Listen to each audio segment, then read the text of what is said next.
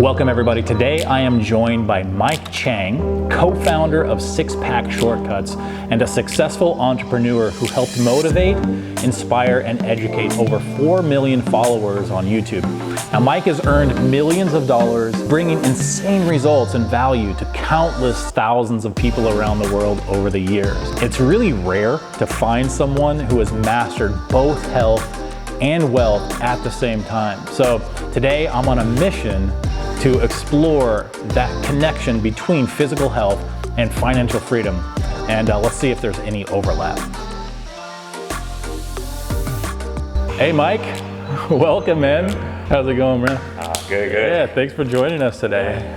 Yeah, this is gonna be fun. Somebody wanna mic him up? Oh, you got it? All right. Jason's gonna take care of you, man. Hey, they have clips. I didn't even know they had clips on them. Okay, that was good. Just did a quick little jog, quick little warm up. So I guess you're kind of new to Bali, right? You've been here for what, 3-4 months now? Yeah, about 3-4 months. It's my second time around. Oh, second time being here? Yeah, I came here once about a year ago. Oh, nice. Do you love it, or? It's like tropical paradise, man. Yeah. And then from the States, where are you from? Austin. Oh, nice. Yeah. So I actually saw you speak on stage at the Internet Marketing Party some years ago, in Austin. Yeah, I used to go there. I've been there maybe to that party like 2 or 3 times. Yeah. Was it the day? Did I take off my shirt? Yeah, I think so. When do you not take off your shirt? I usually don't do it unless it's like workouts. Yeah. Mike is one of those unique individuals who's, I talk a lot about like the 3 big, like pillars of life, health, wealth, and relationships, to find happiness in life. And it's kind of rare for somebody to master all 3 of them, or even 2 of them. Like a lot of people, they're health centric, and then they don't have any money and their relationships suck, or they're really, have a lot of money, or a lot of health or great relationships, but not all at the same time. So I find that's kind of interesting that, you took your passion of health and then you turned it into a financial victory for you too over the years, which is pretty interesting. So I wouldn't even say I mastered it until like the last few years. Yeah, is that of health or the wealth? Health, because health is like interesting, because the thing is, the world that I came from, health is like the way you look. If you're lean, if you're athletic, or if you have a nice body, you're healthy. Yeah. And that's actually not true, because health is not just physical, it's like mental too. And so many people are looking at it as like, if I look good, if I look like the definition of health, I must be healthy. Right. But their mind is like so stressed and so frustrated. And that's actually how I was. Even when I was a Six Pack Shortcuts, and I was a staple of health in the way I looked and the way I ate, but my mind was so frustrated and so just stressed, and I had no idea. And I had no idea it was actually happening, that something was wrong, because everybody else is like experiencing the same thing. How important is balance in health? It's actually everything. See, the interesting thing about it is when someone doesn't have that state of health in their body or in their mind, it's hard for them to really realize what they're missing out. They have this idea, but they have really no idea. It's like somebody saying like, hey, let me tell you about how chocolate tastes like, and then they describe it, but if somebody never experienced it, they can't really ever know how it's like. And same thing with like health, on the mental side and the physical side. If someone's like 50 pounds overweight, and then I come up to him like, dude, if you lost the weight, man, your energy's gonna be so much higher, you're gonna feel great. They'll just have this idea of feeling great, but they really can't know what that experience actually feels like unless they've experienced it. Maybe a long time ago, recently, they gotten a lot stronger, then they lost it, and now they have this reference point. But without that reference point, they have no idea. And that's like one of the biggest hurdles that people are facing, that's stopping them from being so motivated to get healthy. Because everybody can get healthy.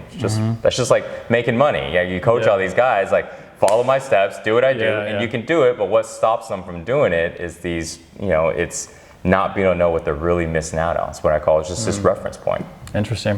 How do you feel about roadblocks? Because like one of the things I teach my students about success in the wealth industry is that we all like we're on our path, and Yeah. there's there's like, I want to say more like landmines and traps that are along the way. And I say that landmines and traps are only dangerous because you don't see them. And if you see them, you wouldn't step on a landmine, right? Yeah. You would go around it, you know? Do you find that on your path in health, and as you're teaching other people about health, that people step on these landmines and traps? Is that true in the health Big time. business too? Yeah. Yeah, could you talk about that a little bit? Yeah, so I think one of the biggest landmines that people are facing is the fact that they make exercising and health so complicated. And it's not their fault. It's like all the fitness marketing and everything that's presented gives this idea that if somebody wanted to get really good results, that their workouts need to be different every day. So then you got these apps and you got these programs. I'm going to give you new videos every day so you don't ever get bored. 365 videos. Yeah. Every day you're going to try something new. Every day you're going to be challenged. And someone's like, yeah, that's the way to do it. And that's terrible. Yeah. Because it's terrible because people don't ever build a habit. Their body is not remembering the exercises. And their body doesn't remember it. The body's constantly have to guess. The mind is constantly have to guess to figure out things. And then now you're dealing with overthinking. And when there's overthinking happening, there's less action, which is where procrastination comes in. Yeah. And like the exercise is one of the simplest things. If someone just really literally does the repetitive things that are the most effective. Like when you're teaching students, you don't come up with, this group, I'm going to teach them a new strategy. And hey guys, do a new strategy every single day. So this way, no, you're like, it's the same 1, 2, 3s, and you're just going to expand on it. It's the same thing with exercising. Yeah, so it's repetition is one of the keys. Yeah. Yep. And I would say that's definitely true in my experience as well, is that most people tend to teach, like they open up the encyclopedia of problem solving, where they have 100 things that you must do to succeed. And I've kind of flipped that, and I think most successful mentors actually eliminate the 97, the fat, and then they focus on the 3 things or the 3 steps that really matter, and that's what simplifies people's thinking, so that they actually start to believe that they can achieve it. They believe that they can do it because it's not so complicated, you know? Yeah, so that's pretty cool. One thing I find to be great is that, when it comes to mentors or coaches or teachers, at the end of the day, once we become pretty effective teachers, it's because we've learned how to eliminate most of the excess noise and help students, like give them something tangible, something easy, more simple anyway, that they can achieve, instead of like, just overwhelming them with all this stuff that doesn't really matter. A lot of people think having knowledge is like the most important thing, and it's not having knowledge, it's having the right knowledge that's the most important thing. And I was reading The Greatest Salesman, Og Mandino, and there was a part in the book where it talked about, like, if you have a whole bunch of knowledge but you don't have the right one, you don't know which one to use, that's like having 100 tools when really what you need is only 1 tool out of that 100. It's actually bad that you have so many. Because it's like, oh shit, what do I do when it's time to use it? And that's what it is. People are learning so much stuff that when it comes to execution, they don't need most of the things. That 80% of the results are coming from just these small little principles of these things. Totally. Yeah. Okay, I got a question for you. How important do you think it is, like for physical health, how important is genetics? How much of it is just hard work? And how much of it is like mindset? So genetics is like it's like where people start off at, but it only determines someone's starting off point. It doesn't determine anything else. So if someone starts off, it's like, if somebody has really good genetics and someone has terrible genetics, when they start off, the person with really good genetics is going to get farther faster because they have the advantage. But over time, the longer time, the least genetics play a role. The longer somebody trains, the least the genetics play a role. So somebody who doesn't have the genetics can actually eventually maybe catch up to that same point as somebody who has great genetics, and then surpass them because they're more consistent and keep moving. Interesting. And there's some things that will be hard to change, like height, bone structure, build. But then generally, if someone's looking at like health as, I want to have a nice body, somebody that isn't genetically blessed can have a phenomenal body. You know, and it's not about that, you know. So with your physique, have you ever had people just make that sort of blanket statement like, yeah, it's all your the genetics, time, dude? man. And I'm like, do you believe it is? How much? No. You don't think so? I've reshaped my body over and over and over again, you know, and interesting. places in my arms, back, and just all this stuff. And I will spend tremendous amount of time, even after lifting for so many years. It's like I look at my body, I'm like, okay, I want to have more of this part. I want to change my posture. Like I changed my posture multiple times. This one time, my posture for the longest time was kind of shoulder forward, kind of had this V-shaped back, and goes like this typical bodybuilder structure. And I was dating this girl at the time that she was a yoga teacher, and she's like, hey Mike, you know, you should stand with your spine taller and shoulders back. And then when I tried it, it was weird. But then I became almost an inch taller. I was like about 3/4 of an inch taller. I'm like 9 foot. A little under 9.5 feet, 9.5 feet, 5 inch, 5'9", a little over 5'9", and then I became about 5'10" when I changed the posture. But it was so weird to do it, and I remember practicing it. Like almost every day, I would find myself back into the regular posture, and then I'll do it every day about 6 to about 8 months. Okay. And then now it's like a natural is she thing. like guiding you, just keep reminding you then? She would remind me a little bit, but I would remind myself. Oh, yeah. I would be back in my old posture. I'm like, oh, and I'll change it, and it'll feel weird again. It's funny here in Bali, like my girlfriend's kind of the same thing. Every time I'm on a motorcycle, you know, she's like, straighten up, you know, your posture or whatever. I'm like, okay. And after a period of time, I just started doing it naturally. So if she's not there, you know, I'm like a trained dog now, you know, but with better posture. You know? Yeah. But you are talking about with mental, and what does it have to do with like mindsets? Mindset. Stuff. Yeah. Mindset is probably the biggest thing, because working out is like really easy. Being healthy is actually really easy, like super easy. It's like everybody knows that certain foods are not good for them, like cupcakes and Snicker bars and shitload of beer and pizzas and etc. Nobody's gonna go, oh really? I never knew that. No, bullshit, man. You knew, right? Everybody knows that, you know, overeating through not overeating. It's like these are just the basic and stuff. You work out, you get big, you know, like obviously. It's you a want nice blueprint legs, for go that. do some squats. You want to go do push-ups. But the thing is, this mentality of not wanting to go and exercise, which a lot of people think is in the mind, and it's actually a combination of mind and body. Okay. There's a resistance in the mind and body that stops people from actually wanting to go ahead and get healthy, or being able to take the action to get healthy.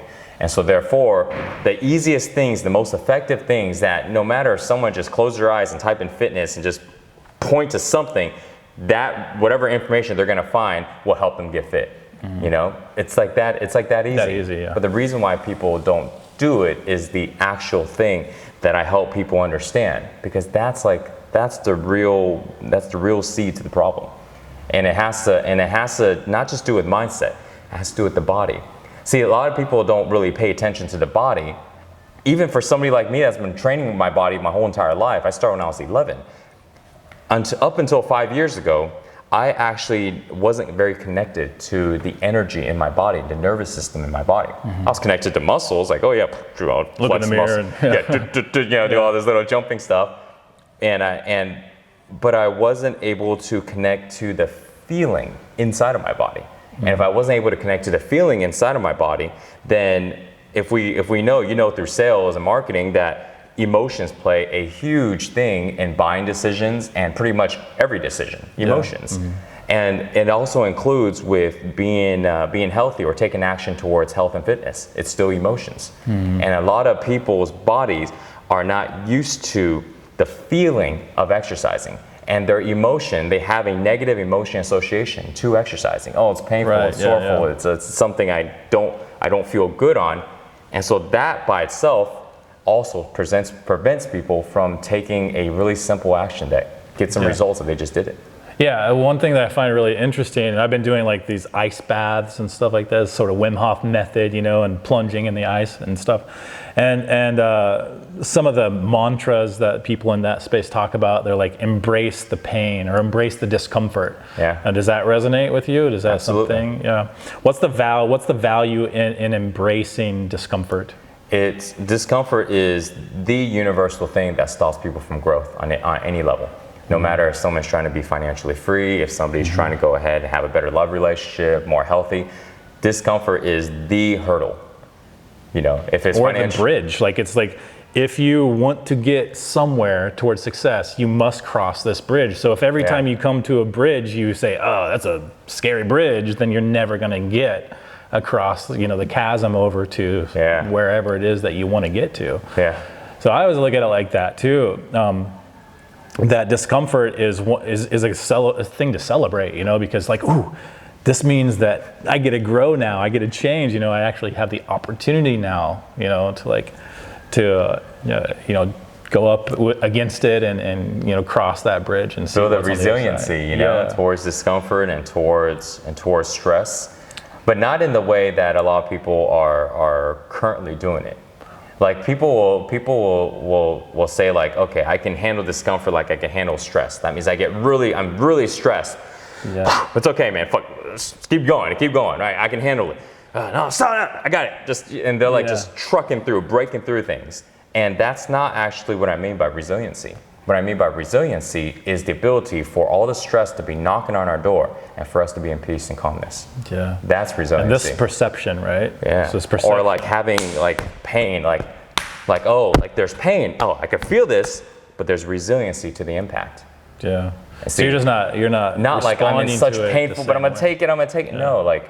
See, but in the audience, everybody who just watched you do that, they're like, oh, what is he doing? You know, he's causing pain to himself. You know, like, it's like I can feel it, but there's a resiliency now to impact, to pain, and things like that because of the training. You know, and so, but the same thing with stress. And what it does is like, you know, somebody goes into like a business meeting and they're about to have this uncomfortable meeting, or they're having to present and they don't know how people are going to feel about it. So there's nervousness, there's all this emotional thing.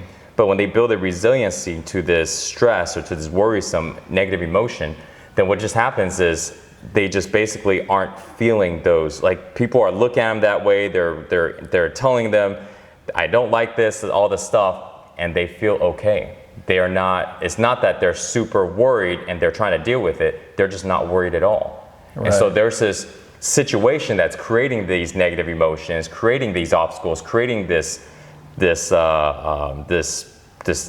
issue, you know, but people aren't being triggered by it. Right, and I think the key there is it might be like perception. It's perception, because like if you ask somebody who's, you know, you say, okay, somebody who's not like a runner, we say, okay, we're gonna go run 5 miles today, and then they feel all this stress. Like, how do you feel? Well, I feel, you know, like my hands are sweating, you know, I'm like really anxious, you know, and I'm nervous and stuff like that. And then if you ask somebody, you know, like an Olympic, you know, like athlete or something, they would say, well, I'm excited, you know, like my hands are sweating, you know, I'm you know, like my heart is beating. The same exact feelings, but one will look at it as a positive and one will look at it as a negative, fear. So in one person, cortisol is being released, dumped into your system, and then the other person is like, you know, maybe some positive chemical, you know, concoctions are being released just based on your own perception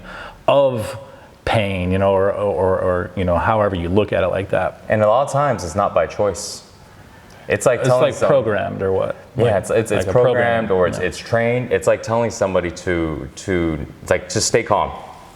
But it's like, but they don't know how to stay calm in the situation. They don't know. They never train for it. They never practice on it.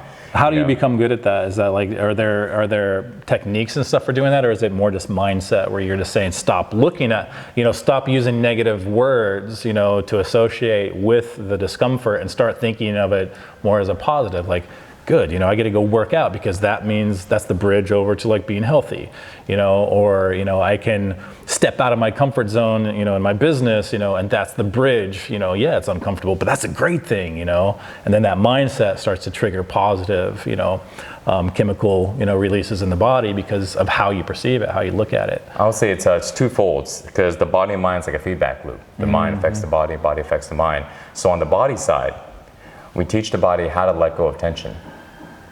Because all negative emotions create tension in the muscles, tendons, and ligaments in the body.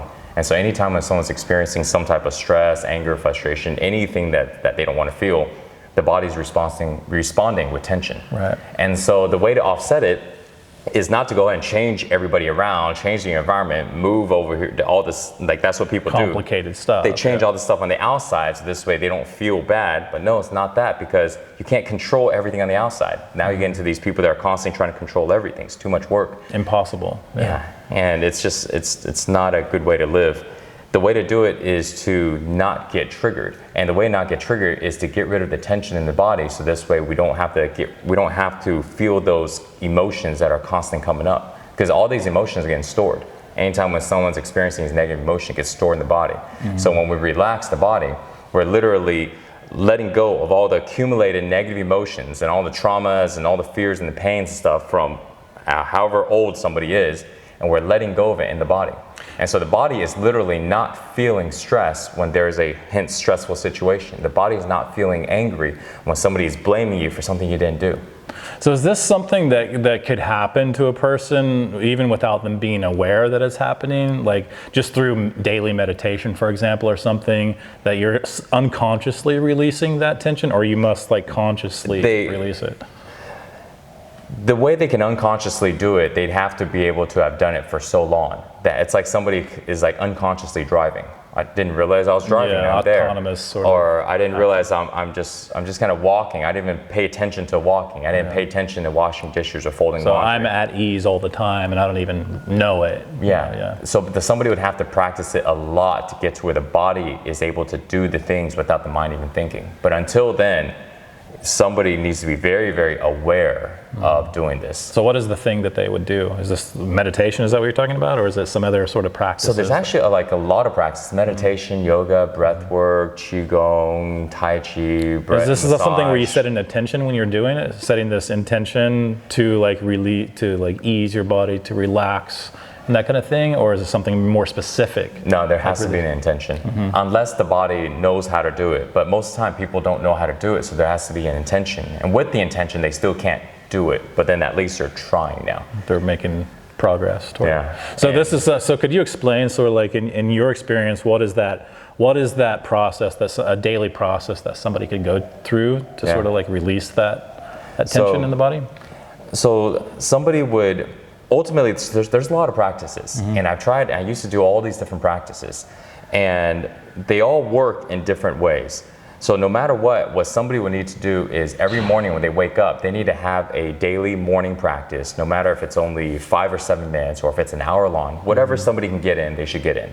Okay. And no matter what the practice is, and I say that not because I believe that the practice that I'm doing is super, super effective, but everybody's got different interests and everybody's got different styles and stuff. But no matter what it is that they're doing, the end of the practice, their body should be experiencing calmness and relaxation. And the reason why is because it gets somebody's bodies used to the state of calmness, the state of relaxation. What happens is you tell somebody, go, hey bro, relax. So then their body would have to recognize how to relax. Gotcha. Right? It's like trying to tell somebody to envision your future. But if you practice it a lot, oh yeah, boom, you're there. But if someone doesn't, they're like, oh, what should I be thinking of? Right. And so they don't know how to do it. And it's the same thing, our bodies don't know how to feel a certain way. If I tell somebody, hey, feel super, super sad, but this person doesn't feel very sad very often, so their body doesn't know how to feel sad. But you tell somebody who's like crying every other day because they're so connected to that emotion, their neural pathway fires just like that. So you tell them, feel sad. Their body remembers and they can go right to the sadness. And so the idea is that people don't have a strong connection from their current state that they feel in their body to the feeling of calmness and relaxation. They don't have the strong connection. So when something's happening and they want to feel relaxed and calm, they can't. It's a very difficult path. It's like cutting through the weeds. The body doesn't know how to do it, you know? Yeah, I love, neuroscience and talking about where you carve out that path, right, through the field, right, the first time. But that's like you're basically, you're firing the neurotransmitter and it finds its path. Right? And then through repetition, it like broadens that neural pathway until eventually it's like you can drive a truck through the thing easily because you've carved out that neural pathway. You're not even looking and you can go down that path. It's easy. And it's just every morning doing a practice that ultimately allows someone to feel that way. And that's why I say it doesn't matter what practice. Now, what I created was basically a practice that does the same thing, that when I'm done, I'm totally relaxed, totally calm. And the more often we feel that way, the easier it is to feel that way. Yeah, and so to have that maybe state. you have to spend 60 minutes, and eventually you can get it where you can just instantly drop into that state without spending, 20, 30 minutes. You can. I do that now. Yeah, me too, with the meditation and stuff. Now I could probably sit down and get into a deep transcendental sort of meditative state within a minute or two, instead of doing it for 60 minutes and never being able to achieve it, but maybe once every couple of weeks, like when I first got started, 10 years ago. Yeah, it's pretty awesome. Yeah, definitely. All right, guys, thank you for joining me for part 1 of this interview with Mike Chang. In the next episode, Mike is going to be teaching you his biggest secret to overcoming fear so that you can achieve almost anything in life.